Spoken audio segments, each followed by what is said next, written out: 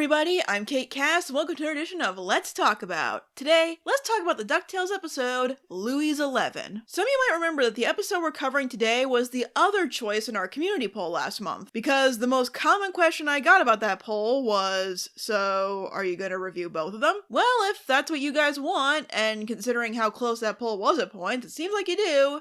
Okay, let's take a look at Louie's 11. When the three caballeros aim to make it big, Louie cooks up a scheme to get their names out there and become stars, orchestrating a way to sneak into a party thrown by a major influencer, Emma Glamour, where they'll recruit a massive team to execute this plan and run into adversaries of all kinds in the process. The funny thing about reviewing an episode like Louie's 11 is that it has a fairly easy premise to recount, but has tons of pieces on the storyboard constantly on the move throughout its runtime. Half of my notes were just the various cameos and callbacks the episode has, so I'm gonna do my best here to break it down into talking points. Let's start with the first thing we see in this episode, the return of the three caballeros, where they appear to be attempting to make a comeback, which is pretty cool to see. The episode that introduced Panchito and Jose to DuckTales definitely showed how much happier these three are playing music together, whether they're actually any good as a band or not. Sadly, the pair don't get as much focus as I would have liked. This isn't really their episode like their previous appearance was, but the moments they do get are very entertaining, especially with Panchito's loud, continuous, and intrusive showmanship, and Jose just rolling his eyes in the corner. It's delightful. Basically, they don't get a lot of screen time, particularly in the second half, but what they do get is fun and memorable. With the boys trying to fund a big comeback world tour, Louie steps in with a scheme to help them achieve that. Right off the bat, I love how hesitant Donald is about Louie's plan at first. You can tell that this is the reaction of someone who has known this kid his whole life and knows that nothing good can come from this. Donald's had a couple of focus adventures, but surprisingly, he doesn't interact much with the triplets. But that mild trepidation from Donald as Louie breaks down his plan speaks volumes, and I love little character touches like that. Anyway, the scheme. Personally, I find the idea of reworking a tried and true heist formula into a plot to break into a trendy party to get on an influential it list, that's actually called an it list, kind of perfect. It both makes the stakes silly and yet feels like the stakes have never been higher, even though the reward of internet fame is indeed a high one I will probably never have to worry about obtaining myself. Internet fame, the most important fame of all. Some pretty ridiculous things still go down during the scheme, though. Like how the extent of the Caballeros' disguises to get in is just them switching their hats around with each other. It's eccentric, but it's well thought out. Like with the team Louie assembles to pull off this scheme. There are a lot of one-line appearances in this episode. Louie's plan depends on the assistance of a bunch of returning characters. Some main, some we haven't seen outside of a single episode, that are utilized in ways that make perfect sense. From Gyro to Webby to one of the Harpies to Jane from Funzo's. They never bring in a character just for the sake of bringing in a character. Much like a well-thought-out heist, every asset is accounted for and are used to serve the greater goal. Even things like bringing back Daft Punk Dewey for a small segment was for the sake of the story instead of hollow fan service. Louie's 11 is actually a really good example of how to use fan service well. The reasoning behind the cameos and callbacks serve a purpose in the episode's story, no matter how big or small. It's all really well thought out. My personal favorite returning DuckTales character, though, has got to be Falcon Graves. Graves became a fairly popular character in the fandom, so it's nice that they gave him another appearance as security for the party. But among the many characters making returning appearances in this episode, there is one character making their DuckTales debut that many had been anxiously waiting for since it was teased at Comic-Con, Daisy Duck. Of course, I was really excited to see Daisy's appearance on DuckTales as well. I remember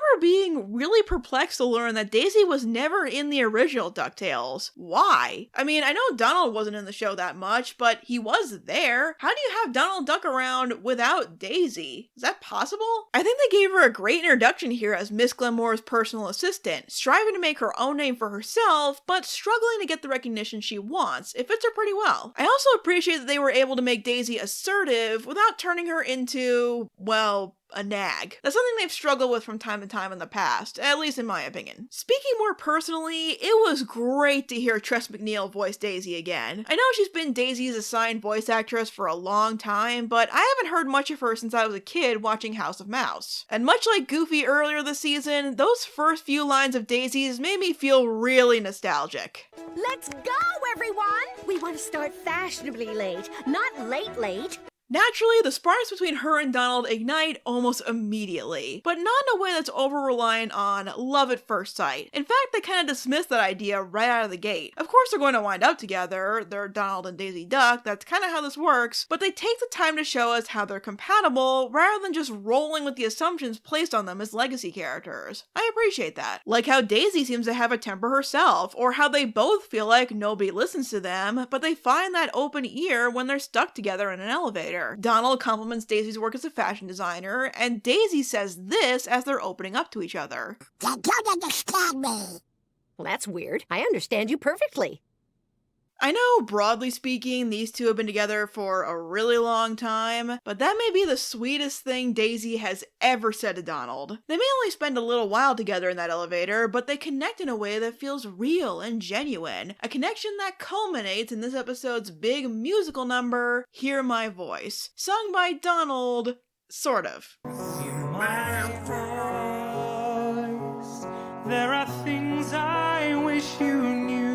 Not since Lost in the Woods have I seen a cartoon recreate the music video vibe so hilariously accurately. This is a fan favorite moment in the series, and it's really easy to see why. Yes, it's a great song. Yes, the actual singer, Dominic Lewis, the show's composer, knocked it out of the park. Yes, it finally gives Donald his spotlight. All that is true and makes it a really well put together sequence. But what makes this song stick with people, I think, is the deeper connections forming underneath. This is where we see Donald as Daisy is seeing him. Even during the brief points in the song where we hear it in Donald's actual voice, she never winces or cringes. To her, it's a beautiful ballad from someone just wanting to be heard, and she is more than willing to listen and relate. It's actually quite lovely. Donald and Daisy's developing relationship will continue in this episode, but let's get back to talking more about the events of the party, where, despite some hiccups, Louie is able to execute his plan to the point where he gets to Miss Glamour. Surprisingly, it's not wacky cartoon roadblocks that get in the way of Louie's plan succeeding, but Glamour seeing right through his intentions. She pegs Louie's scheme practically point for point, only bothering to give him the time of day to say how unoriginal his plan was. I'm usually not the first to sympathize with Louie, but that kind of stung to watch. Oh, also, Miss Glamour is played by BB Newirth. I know this is a weird place to mention that, but I couldn't find a better place to, and I love BB Newirth, so I was not reviewing this episode without pointing that out. It's this tough moment where Louie realizes that the most well thought out plans still might not deliver the desired outcome, or that no matter how hard you plan, things can still go wrong. Like if, say, immediately after that rejection, Falcon Graves reveals his true intentions and intends to steal Miss Glamour's phone with her list on it. With the help of the mercenaries from episode 1, because every role in this episode is going to be filled by a returning character, damn it. Still not done with recurring characters either, because guess who hired Graves to do his dirty work? Again.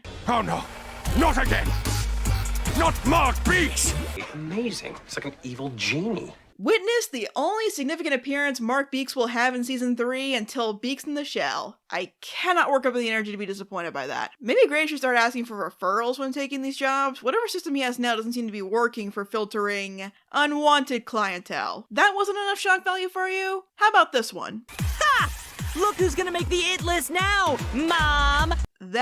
Wow, that explains everything. Just everything about Beeks is suddenly so much clearer. Once again, Dewey sums it up perfectly. Huh, that actually makes a lot of sense. Okay, so we got a bunch of crazy vain people fighting over a smartphone. What can our heroes do about it? Well, after spending most of the episode feeling more like a liability to the mission, Dewey steps up to the plate and does what he's best at, being so mesmerizingly bad at something big and flashy that you just can't look away. Wow, he really does understand internet fame. Joking aside, it's a fun way to give Dewey his chance to show what he has to offer. Like I said, his boasting and desire to show off was considered a hindrance to Louie's well thought out scheme, but Louie's way was an approach so many others had taken. What saves the day this time around, as is the case most of the time on DuckTales, is the unconventional. Not just with Dewey either. Panchito and Jose fight off the bad guys yet again with the power of music. I love those two. And Donald and Daisy enter the fight with quite possibly Donald Duck's greatest line in the show.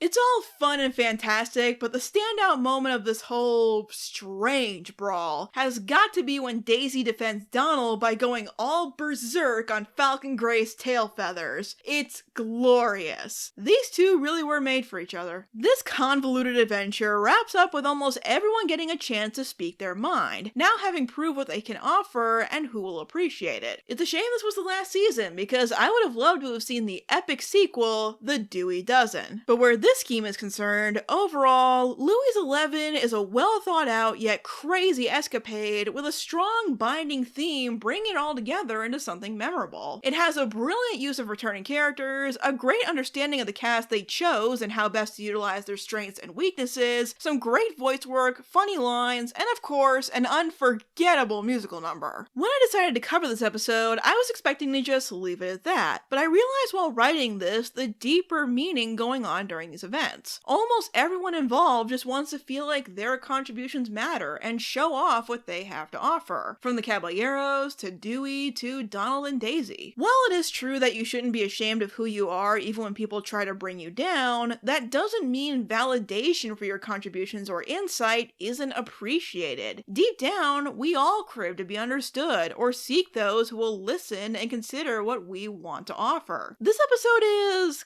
kind of out there, but it speaks to a very human desire and the fulfillment that can be felt when it's acquired, especially when it comes to the connection between Donald and Daisy. The beginning of their relationship feels so real and loving. They understand and support each other and stand up for the other in times of confrontation. Daisy's time on the show may have been short in hindsight, but it produced some of the sweetest and most loving moments these two have ever had. Now with Daisy around, Donald would go on to have more happy and validating moments in the DuckTales reboot as it was coming to a close. Like a lot of DuckTales looking back, my only major criticism is that I wish there was more of it. But Louie's 11 on the whole was definitely a scheme for the ages. It was most certainly it. Thanks for watching, everyone. Definitely let me know what you thought of this episode in the comments below. That's why this series is called Let's Talk About. I want to give a very special thanks to my patrons who help support my content, including David L. Sproul, Sebastian Canino of Cinemageddon Reviews, Chelsea A. Crandall, Hawk Hero, Crowless, and Jinx Productions. If you'd like to join these fine people in supporting my content while getting cool exclusive perks, you can check out my Patreon page at the link in the description, as well as my other social media if you'd like to follow me on any of those. Thank you so much again for watching, and I will see you guys next time.